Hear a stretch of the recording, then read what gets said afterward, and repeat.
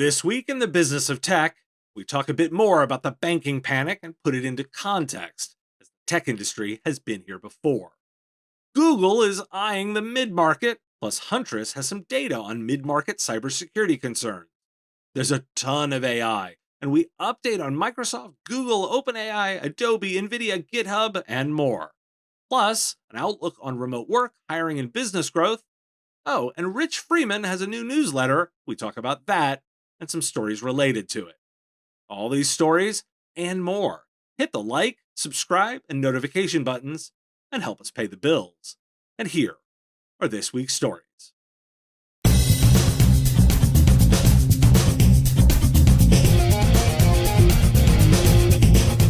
Apparently, Monday mornings are the time for bank news. Over the weekend, Credit Suisse would have failed without Switzerland's banking regulators pulling together a deal to ensure that didn't happen. And there's the required fear out there with such a story. But I want to highlight this passage from Axios. There's no doubt that the still unfolding banking panic has raised the odds of a recession. But when you scrutinize the details of what is happening, there is less reason to think this will become a sprawling mega crisis. It helps to start with an explanation of the root cause of the two previous crises.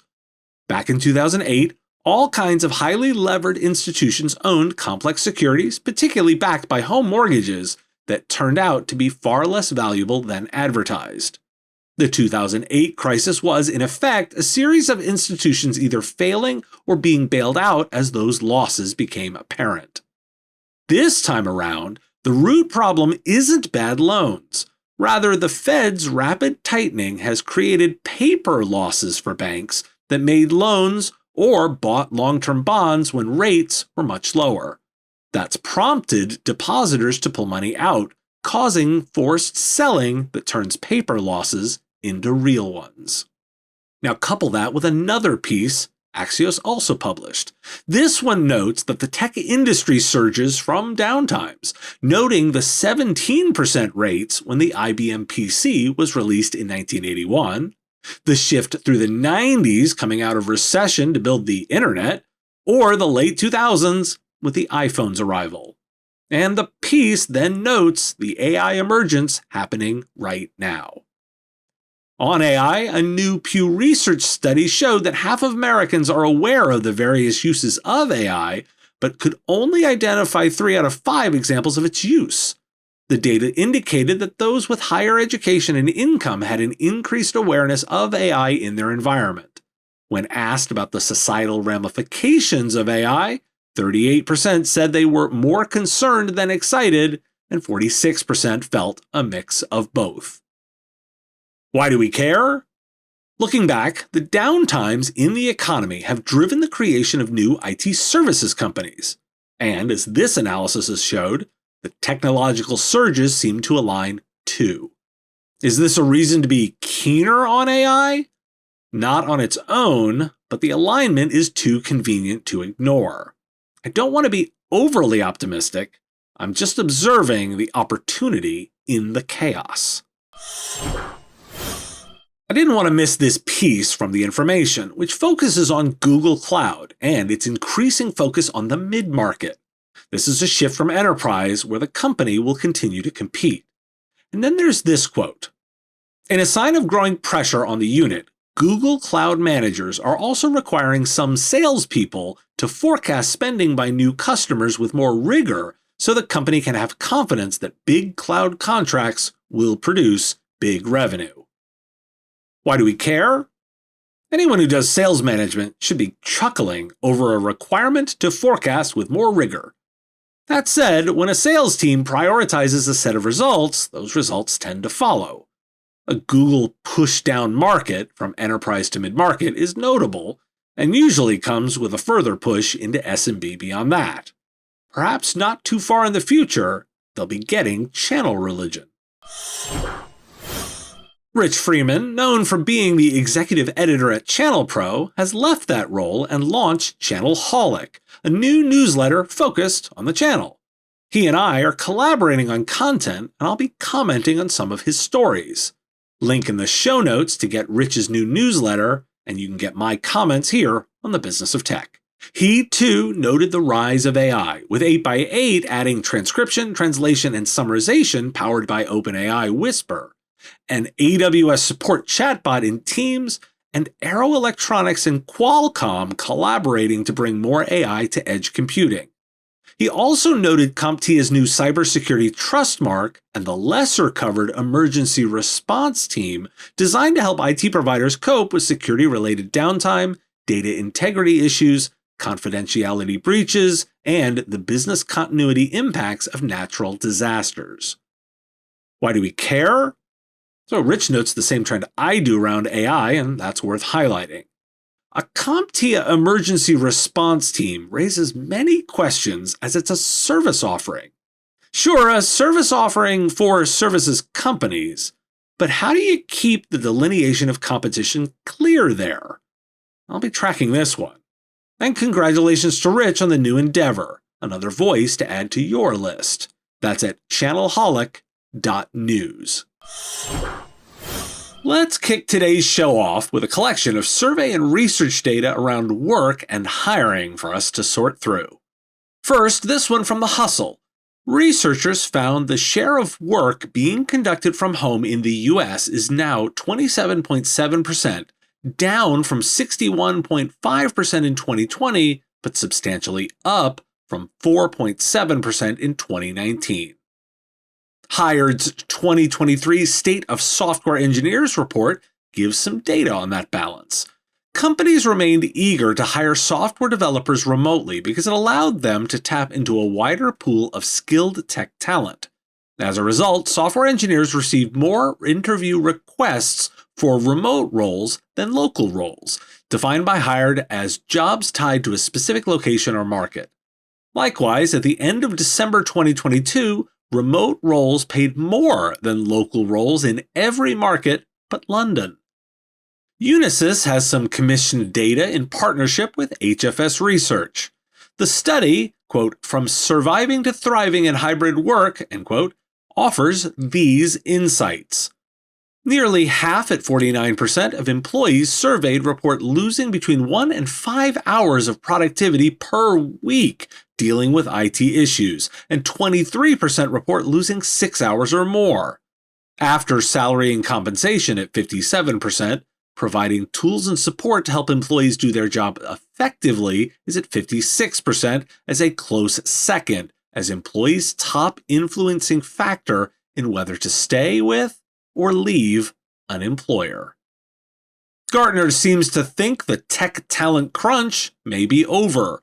Their analysis notes that many of those impacted by layoffs are in business functions rather than tech roles. In a Gartner survey conducted in November and December of 2022, 86% of CIOs reported facing more competition for qualified candidates, and 43% were worried about IT talent attrition. And Gartner's research found that the companies behind the 10 largest layoffs in tech talent still employ over 150,000 more people than at the beginning of 2020. Also from Gartner, 72% of high-tech leaders in the US, Canada, Western Europe have plans to grow revenue this year. The company's survey found that almost half of those leaders believe they will be able to outperform their competition in 2023. Why do we care? Here's my storyline. Remote work is settling in, and there are lots of reasons to do it. It's not going to be everything, but it's also not going to go away. And you need the proper technology investment to maximize it. Combine that with the management investment, that support, and you can also make happy employees. And don't forget satisfied customers by delivering this technology. Continuing the story, while there is all the noise of tech layoffs, most tech companies are optimistic about business, worry about losing people, and are bigger than they were before, and aren't actually letting go of those valuable technical roles. It seems generally positive to me. QuoteWerks, the leading solution to create professional branded quotes and proposals in just minutes. With over 55 integrations across PSAs, distributors, accounting, and more, QuoteWerks has more integrations than any other quoting solution for VARs and MSPs. And best of all, genuine people. They're there for you. No need to create tickets, instead, people on the other end of a call. Want to try it for free and find out how to start saving time creating quotes? Visit QuoteWerks.com/MSP Radio. Two security stories I wanted to highlight. Huntress Labs with some new survey data in its State of Cybersecurity for Mid-Sized Businesses in 2023 report. Highlights. 79% of mid-sized businesses plan to budget more for cybersecurity in 2023. In the last 12 months, 24% of mid-sized businesses have suffered a cyber attack or are unsure if they have suffered a cyber attack. 61% of mid-sized businesses do not have dedicated cybersecurity experts in their organization. 47% of mid-sized businesses do not currently have an incident response plan. And 27% of mid-sized businesses reported having no cyber insurance coverage. And while 69% of respondents reported they must carry some form of cyber insurance, nearly 30% reported having no cyber insurance coverage. The second story is from Palo Alto Network's Unit 42, and it's a report on incident response and threat intelligence. The data, drawn only from cases responded to by Unit 42, so by no means a complete and wholly accurate assessment of activity volumes, found that ransomware gangs used harassment as a tactic 20 times more often last year than they did in 2021. Quoting Computer Weekly. Typically, harassment in a ransomware case is aimed at a specific individual, often in a leadership role at a victim organization or its customers. It involves a series of increasingly aggressive phone calls and emails to pressure them into paying a ransom or to pressure customers into pressurizing those who are empowered to pay a ransom to do so. It may also involve cyber criminals spreading the word about the attack on social media or contacting technology journalists. This is on top of existing layered extortion techniques, which besides encryption of data, include data exfiltration and leakage, seen in 70% of attacks last year, up by 30% on 2021, and distributed denial of service attacks, seen in around 2% of ransomware incidents. Why do we care? Mid-market companies are just as unprepared as their small business counterparts. What surprises me is the disparity between those who report they must carry insurance and those who don't carry it. I don't know why, and that seems like the critical insight. Perhaps the answers will vary, but this is the question I'd be focusing on with customers and potential customers. Is that an active choice or a passive one, and what's the reasoning behind it? Understanding that unlocks a critical insight.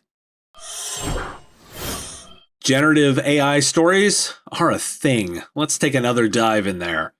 Showing the impact already, ChatGPT had an outage this week after the bug exposed brief descriptions of other users' conversations with people on the service.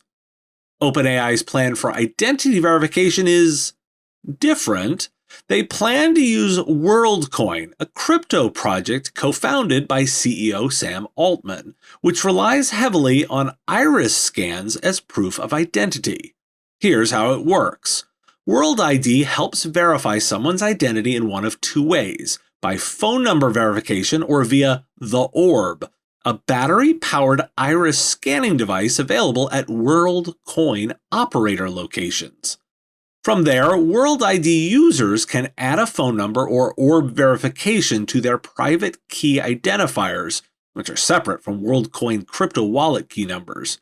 But app developers who let their users log in via World ID will choose what level of verification they require for their services.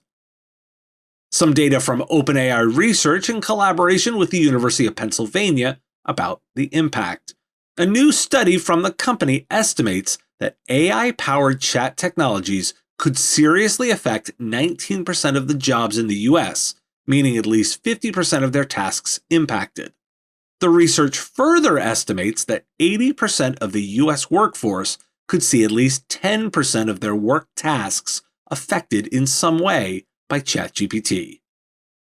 Meanwhile, Microsoft has announced that Bing will allow users to generate images with Bing Chat. It's based on DALL-E, which is OpenAI's generative AI image generator. They didn't say which version, just that it's the latest. It's being called Bing Image Creator. It's slowly rolling out in the Bing preview and will only be available in Bing's creative mode. It will also be in the Edge sidebar. Speaking of designers, Adobe is in the mix too. Adobe unveiled Adobe Sensei Generative AI Services, a set of enterprise-focused AI-powered services across its suite of productivity apps. They're leveraging their own large language models and Azure's OpenAI.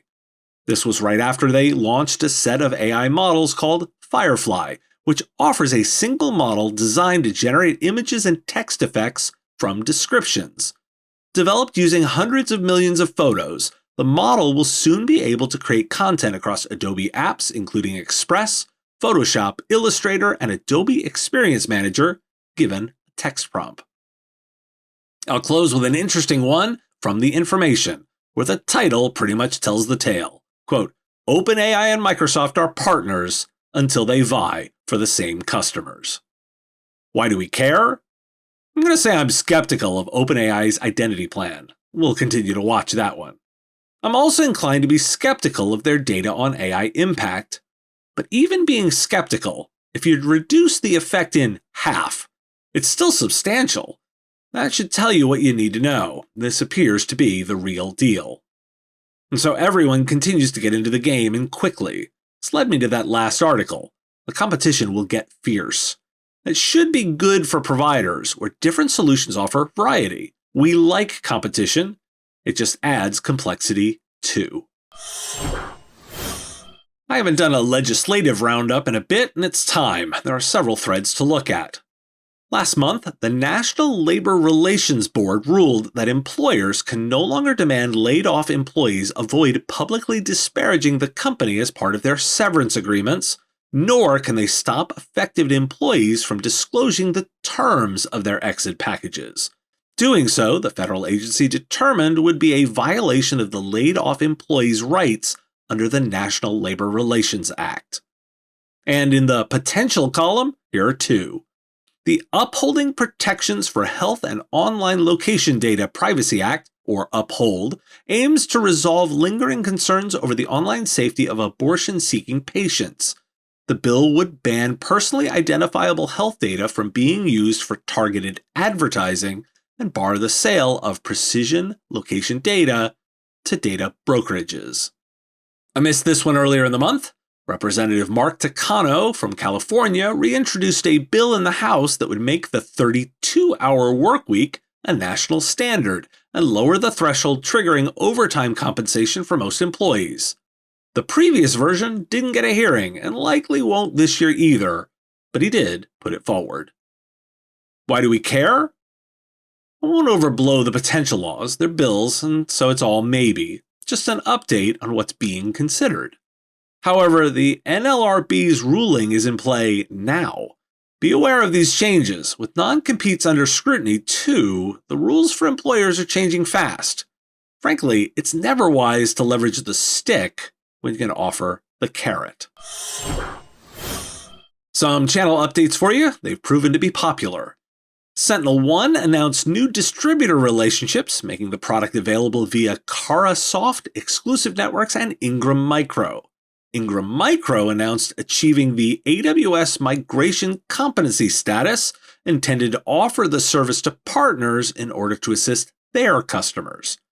And Accenture has acquired industrial AI specialist Flutura, focusing on data science services for manufacturers and other asset-intensive companies.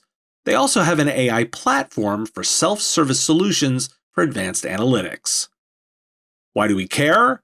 Well, these are just good tactical updates for you. Take them under advisement. The AI stories continue to come fast, so let me try and round up what's happening. Google has opened early access to Bard, their answer to ChatGPT.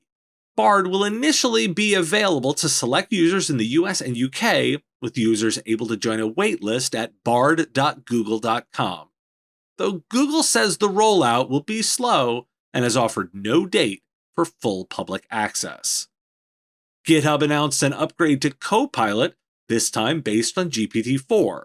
It also has a chat and voice interface and includes the experience within the code editor, allowing the chatbot to recognize and explain code, recommend changes, and fix bugs.